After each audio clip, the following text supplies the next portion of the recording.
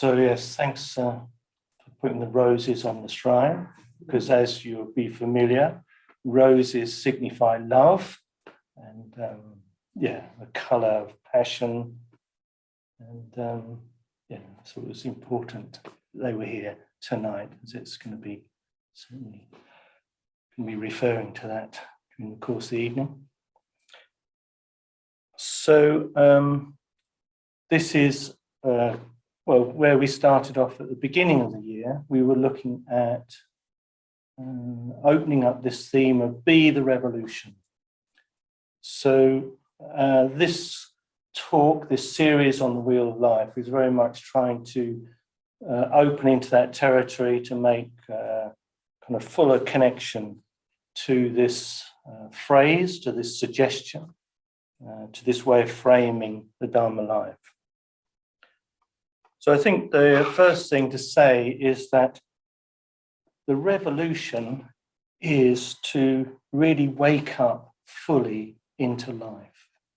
This is the revolutionary act, to find the means and the motivation to really stay awake to the whole breadth of our experience. So what makes this act of waking up so revolutionary? So the Buddha, all his teachings were strategies offered as a means to end suffering. This is his sole interest. How can we diminish suffering? That was his only purpose. So the Buddha was not trying to point to some metaphysical truth. He wasn't trying to prove any point. He was simply engaging with people, meeting them where they were, and encouraging them to explore their own experience and suggesting means to engage with their experience that would support them to diminish suffering. And one of the primary strategies that the Buddha taught and used was actually, he taught people to simply enter as fully as possible their sensory experience of being alive, their full sensory experience, this experience of being here with each other, being alive, and really exploring that. Because the basic premise is, unless we are alive and alert to our experience, then we're just going to be running on our habits. And any choice or any creativity, any ethical sensitivity, it relies on being awake. Without that, we're simply repeating compulsive activity. We're recycling stories about ourselves and each other that just run and run and run. And as we know, anything that gets repeated in our being tends to deepen and strengthen. So unless we wake up into our experience and really start to take responsibility for our thoughts, for our ethical actions, for our relationships with each other, we will create ever deeper ruts that some will be helpful, but some unfortunately won't be that great. So one of the terms that when we talk about ending suffering, suffering is a translation of the term dukkha. So I just thought I'd better start by just saying a little bit about dukkha. And dukkha is suggested that it's the image for it is that we're riding along in a cart and one of the cart wheels doesn't fit very well. So there's always this slight dis-ease, this discomfort as we're traveling along. And this is always in the background of our experience, this slight edge of discomfort. So this is really one of the sort of key aspects of dukkha, is that it's this quality of just a background tinge of discomfort. And pleasure and pain are equally affected by dukkha. So when we're in pleasurable sensations, as we know, we probably want to just keep them going. And the ill-fitting wheel analogy, dukkha, it manifests in giving rise to a degree of anxiety that things are actually going to change. So when we're in a pleasurable place, of course, we just want it to carry on. But somewhere we know that it will shift. And also the possibility of loss. If we're kind of really deeply engaged with another person, really attached, that whole aspect of loss, the possibility of ending. These are the things that we kind of taste, that quality, that edge of dukkha within those experiences.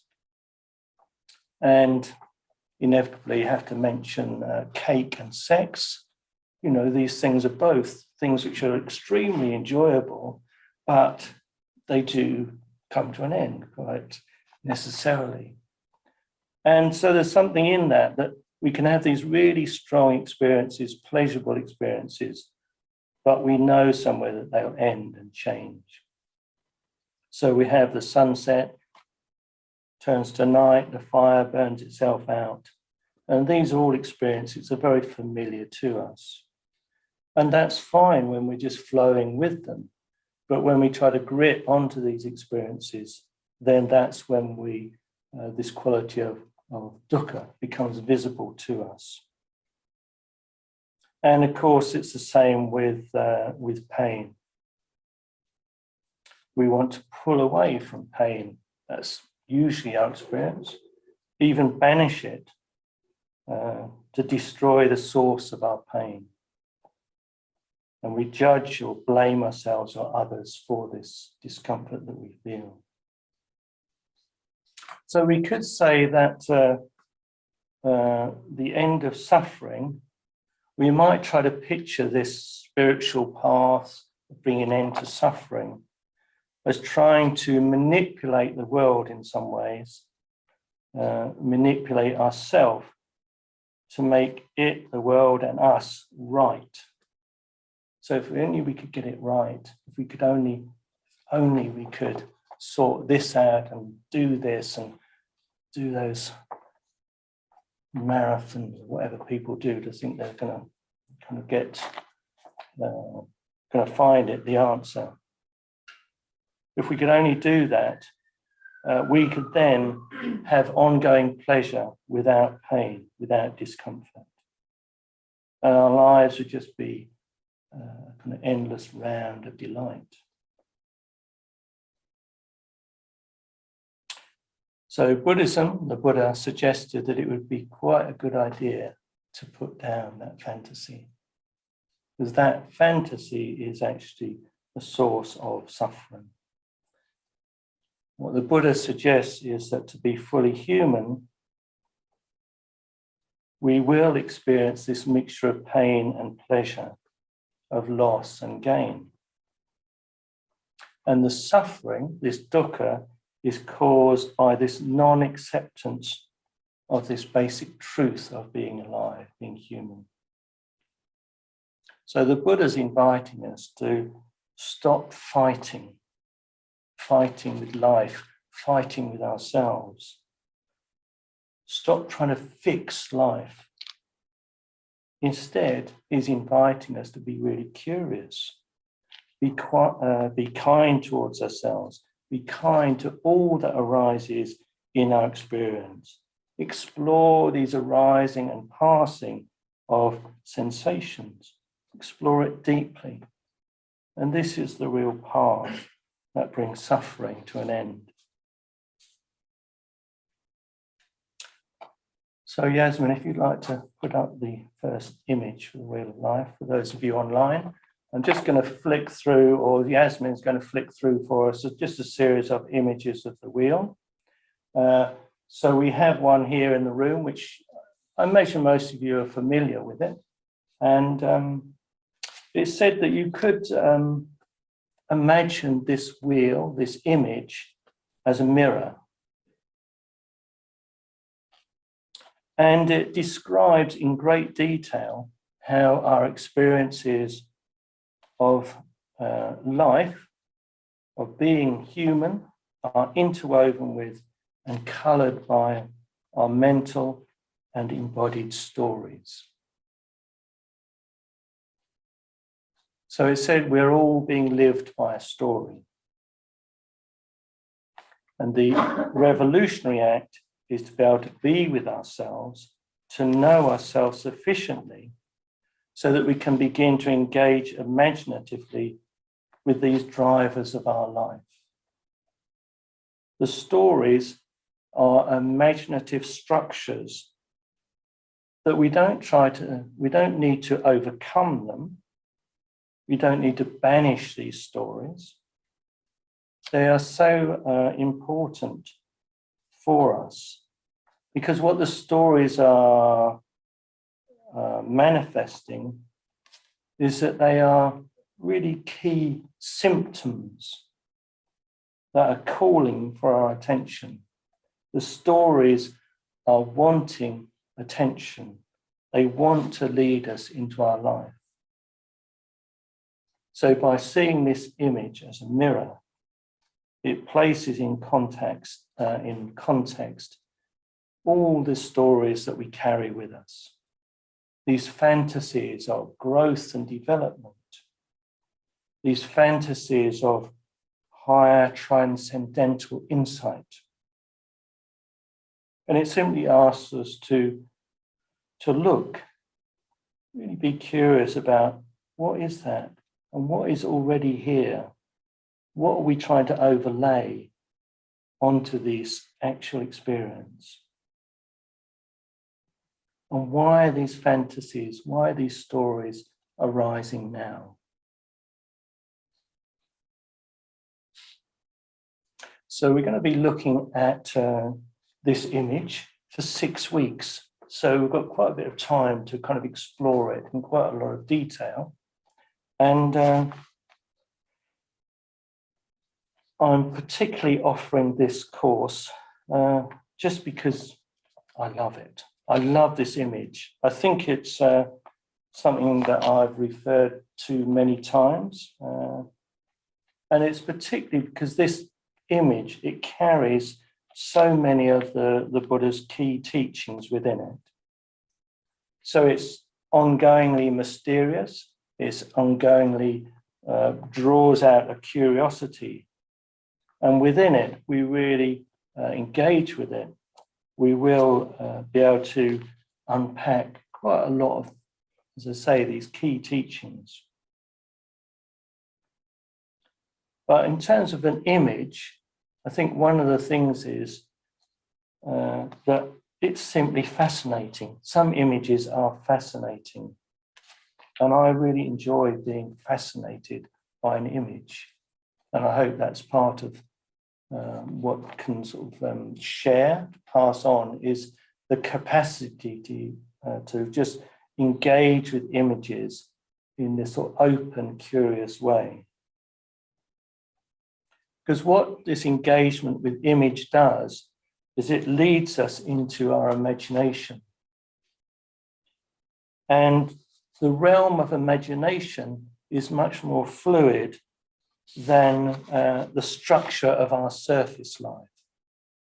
So if we can drop down, engage through image with what's arising within us, we can hopefully get below the surface of our experience, or at least see more deeply into our experience.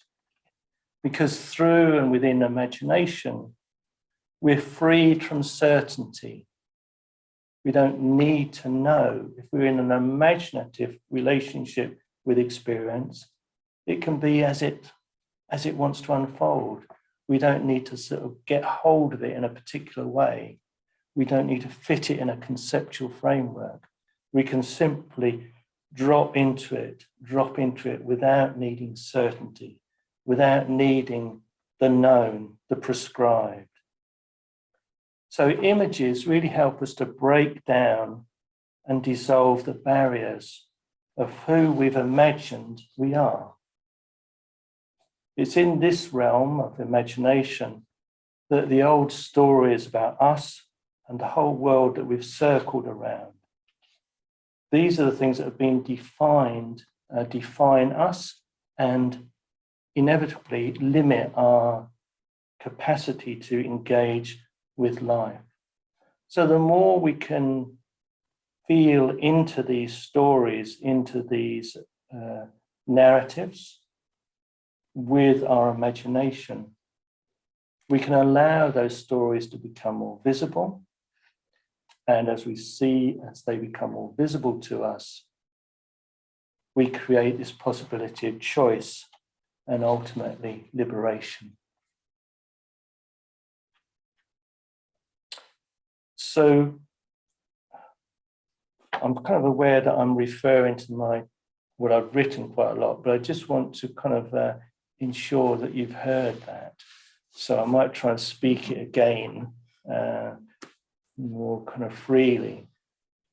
So what I'm saying is that imagination is a really key quality of being that the Wheel of Life and the Buddha here, these images invite us into a particular way of relating to our experience. And the more we can enter through imagination, through this faculty of just being curious, of allowing images to speak to us, allowing the world to speak to us, by living more deeply in this world of imagination, we start to free ourselves from stories that constrict and bind, and also we start to see what those stories are carrying within them, which is precious. So it's not, what I'm not trying to do is deny all those things that happen to us. It's not that we shouldn't remember the gifts that we've received, those beautiful experiences that hopefully we've all had, that we've lived through, as well as the difficulties. But an image and the imagination can help us reframe those stories that we build up around these experiences. And we can look deeper into the meaning and free the treasures that are carried within our imaginative constructs, these narratives that run our life. So an image really invites this curiosity. And we have to find our own responses to it and let the image speak. So I'm going to say a bit now, I'm just going to refer directly to this image behind me, this wheel of life. So the first thing I suggest is that try to sort of catch it rather than as a sort of flat two-dimensional image. But can you see that it's actually a three-dimensional spinning sphere? So rather than seeing it flat, maybe, I was lying in bed this morning thinking about this. It's a bit like an orange, really. I was going to show you some pictures of sections of oranges, but I thought, I probably know what an orange looks like. We probably don't need to go that far. But if you cut through an orange, what you'll get is this, basically.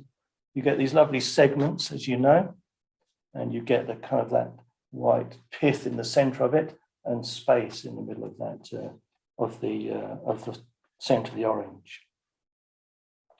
So what we're seeing here is a cross-section, really, of a sphere with all the pips and the pith within it. And this wheel, or this spinning sphere, what the other thing that I find really fascinating about this image is that you can see that it's actually an enclosed system which is distinct from the world. So, I hope you can see this where you are in the room. So you've got this kind of spinning sphere, and then all around is the world, the natural world. And what that's doing is that it's this mirror, this sphere, is actually showing itself to be separate from the natural world. In some way, all this function here, what it's doing is it's splitting us off from being completely in the world.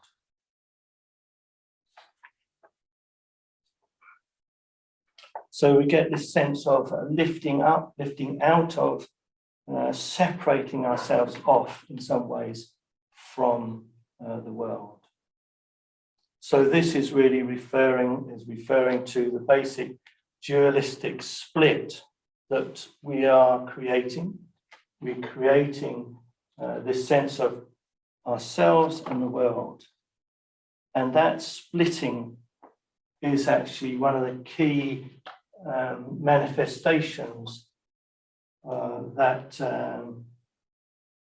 why we suffer. The fact that we do split ourselves off and we try to maintain this separate identity, separate from the world, is a really large source of suffering for us.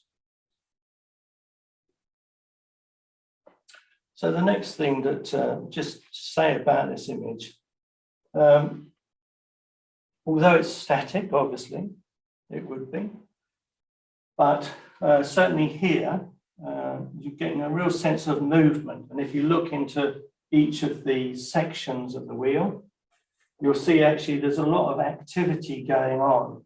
And this is actually just a snapshot. It's just been captured in a moment.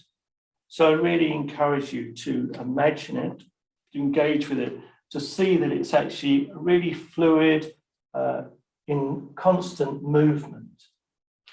And that really helps bring it to life. And the movement is particularly cyclical. So just the nature of a circle, it suggests maybe that we cycle round experiences. We return and again to the same stories, we reenact them, we rebuild them, we recreate them. And this recreation, this habitual response to our life, the way we interpret, the way we receive life, tends to be cyclical. And this is what's being referred to in the way the image is being constructed.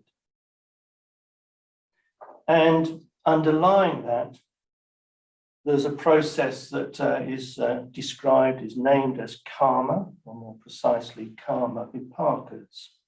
And I'm going to be talking a bit more about that next week. So the nature of what drives this wheel.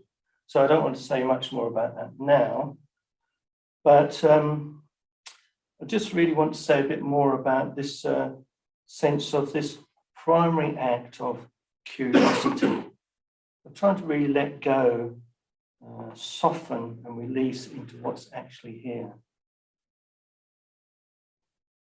So part of what this next 6 weeks is about is trying to encourage you, invite you to try to put down the tendency to problem solve, the tendency to try to build strategies,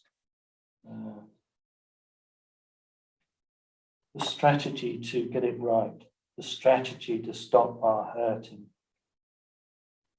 Put down those strategies that we build up and really just look right here in the mirror. Really explore our own direct sensory experience. Because this is the revolutionary act, this revolutionary act to relax back into the whole mandala of our being, to look in the mirror, to see all that we are, all our actuality, and all of our ideals as well, all of these stories that we carry in relation to our inner and our outer life, our public and our private aspects of our life, to just really be as fully as possible with them. So we've got 6 weeks to look at this image, and tonight I'm actually just going to focus on this bit, which I've described as the heart of the matter. Now, I did actually print out a few images just so you could actually see this a bit more carefully. It might be, if you mind just on that, that'd be great.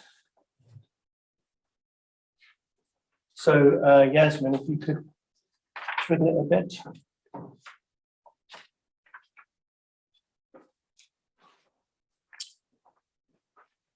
So, those of you familiar with the image will remember that at the center of the wheel, we have the cockerel, the snake, and the pig.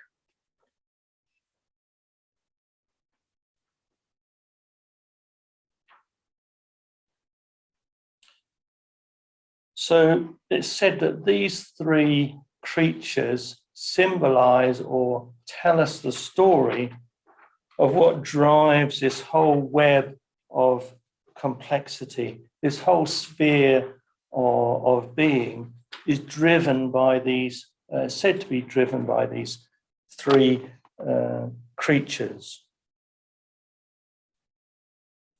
So traditionally, they are described as epitomizing greed, hatred, and delusion.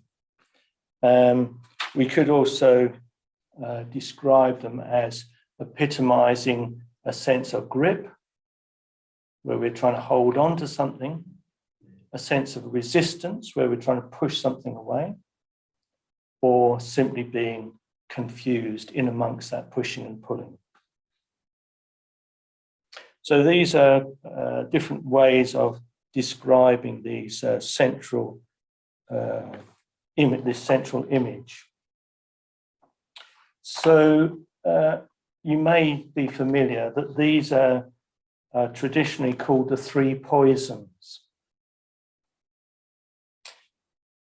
And this is a very pejorative way of describing these forces. And so I'm kind of inviting us to question that, to talk about them as poisons is a very particular perspective. And it sets the tone, maybe, of what we might describe as our spiritual life. So unless we have a healthy and realistic relationship to these forces at play in our life, we may find ourselves at war internally. Worse still, we might actively push away, simply go numb around some experiences, deny some experiences in an attempt to kill off those parts of ourselves that don't fit the fantasies and the stories that we have about what it means to live a spiritual life. It's as if we create in some way, this is a risk anyway, that the spiritual life is somehow distinct from simply trying to become fully human. And this is in part this sense of trying to actively disengage from these poisons that we're describing. So I'm suggesting that there might be another way to engage with this, because personally I think unless we really engage with this experience to really be with what's actually here rather than what we'd like to be here, then we're setting up internal conflict and external conflict as such as well. And that's a tragedy. So I think it's really important that we understand that the cock, the snake, and the pig are symptoms. They're actually manifestations of a sickness that is arising because we're trying to fix life. So I've been for some time now, I've been looking and trying to reflect on this image, trying to get a handle on what is it that the cockerel, the snake, and the pig are revolving around. So what is at the very heart of this circle, this wheel? And where it took me to was that I was remembering when I was a kid watching all these films, these westerns, cowboys and Indians. And in those cowboy and Indian films, you'd have the wagons forming a circle, a defensive circle. So when there was an imminent threat of an attack, the wagons would be hauled into a circle. So this circle of these three beings are a defense. They're symptoms of a defense. Or we could look at them in a different way. We could see them more as very positively by just playing with the image of the mandala. So in a traditional mandala, that which is most precious and informs the whole of the mandala is always placed right at the center of the mandala. So something here in this image is being protected or being acknowledged as being the most precious aspect of our being, that is sitting in this open space at the heart of being. So Be the Revolution invites us to stop pushing and pulling at life, stop craving and grasping after life, but really look deeply into the heart of this experience, to look at what is driving that pushing and pulling. Because that, after all, was the methodology of the Buddha. As you remember, he tried endless techniques, endless practices that drove himself to try to push through into some other place. But eventually he let go of all that and simply sat beneath a tree with his experience. Now, I'm kind of recognizing it would obviously be too simplistic to say, well, we just sit down, that's all we need to do. But it's certainly true that to be revolutionary, to really engage with our being, we have to be willing to be wholly with our experience and really look deeply into it, especially as we engage with each other. And this engagement with our relational life is really where our stories, our narratives become visible to us. So we can sit on our own, that is helpful, but Sangha, community, is also absolutely crucial for this work. So I'm just going to say a little more about this image, this relationship between that which is hidden or protected at the center of the wheel. So a couple of weeks ago, I was at Adhisthana. I was meeting with chairs from all over Europe, and we were endless discussions, endless meetings, endless projects to discuss, aspirations and plans and strategies of how we were going to transform the world and ourselves, of course. And all this was very engaging. But within it, I recognized that sometimes my connection with either myself or other people was just too much to bear. I just needed to get out of myself, get out of relationship with all these people, and just take some space. And so I just retreat to my room and play my music, listen to Spotify, and just kind of disappear into another realm, really, and get out of all these relationships that would come overwhelming.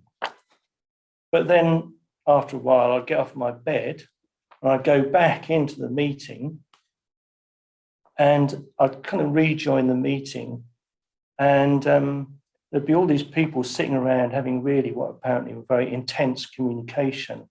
And I felt myself to be somehow kind of, how do I find my way back in? So having gone from feeling completely overwhelmed by the meeting, I then found myself in a place of feeling completely abandoned within it.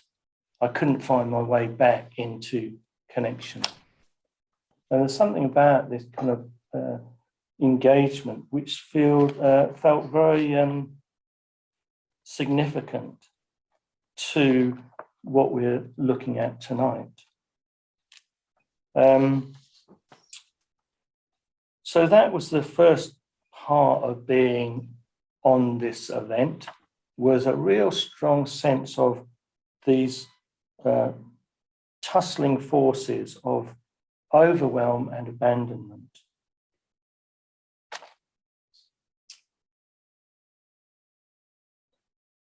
So on that retreat, well, it wasn't really a retreat, it was just a meeting, Teishnanda, who was a teacher that I particularly respect, he did us a morning on trying to find the heart. And so the first stage of this was that we were invited just to sit, be with ourselves, and just feel into the sort of sensations of our body. And could we get a sense of this, the heart center? Now, we weren't told where it was going to be in the body. And of course, where it went to was reconnecting in the meditation experience to this sense of this dynamic of being overwhelmed or being abandoned, this kind of uncomfortable dynamic within me, which seemed to be connected to the heart. So having done that, he said, okay, now what I want you to do is see, can you find the deeper heart? And what does that mean? So again, he was just inviting us to feel into the experience. Where is the deep heart? And so what that showed was that there's a sort of surface level to my experience, which is tussling in this push and pull of wanting to be with you, and another part of me wanting to be out here. And then there's a deeper experience. And he said, well, where is that located in the body? And for me, it was the whole length of my back, between my hips up to my shoulders. It was the heart was actually the whole length of the back. And I couldn't decide whether it was in the body or just behind the body. And it was definitely connected to a sense of space behind the body. And the more that I could lean back into that space, which was still the heart space, but it was somehow further back, or fuller experience of myself, could open into that fuller sense of the heart, then I could come into a different relationship to this front heart, if you like, the heart which is more relational, more kind of has got these qualities of being overwhelmed or really wanting to sort of engage but feeling abandoned. And beyond that, he then asked us to go further back, what's behind the heart? And all we could find there was space, was awareness itself. And in that awareness, what I could feel and sense into was awareness itself is actually unconditional love. That we are surrounded, completely permeated by unconditional love. So there's these three levels of the heart, which I think we can know in our own experience. This more sort of surface level of pushing and pulling and tussling and trying to engage. There's a deeper trusting in the depths of the body. And then there is this pure, open, spacious heart, which is synonymous with an awareness itself.